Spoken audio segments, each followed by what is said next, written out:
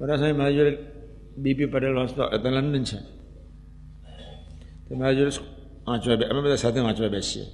આ સમરો જેવી વાત, સાચી વાત કરું છું. બહુ મહેનત કરે, એટલી બધી મહેનત કરે. તો કલાક થાય ને મને કહે કે હવે તું વાંચ.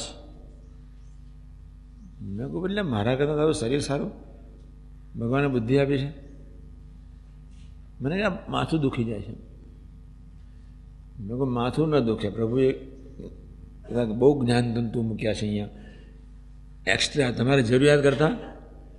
માનવ શરીરના સંચાલન કરવા માટે જે જ્ઞાન તંતુની જરૂર છે એથી 50 ગણા જ્ઞાન તંતુઓ પ્રભુએ ગોઠવ્યા છે.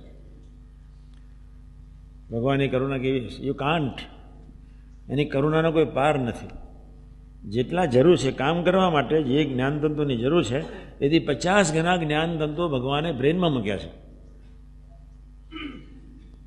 પણ કમનસીબ છે એ પેલો વાંચવા બેસે એટલે આમ બરોબર વાંચે. હા, હું બેઠો એટલે આમ તો આમ ડાફાડે મારે નહીં, એટલે આમ એટલો વાંચે એક બાજુ વૃત્તિ આમ અને મનની વૃત્તિ બીજે, બે સંઘર્ષ થાય શું, માથું દુખી જાય.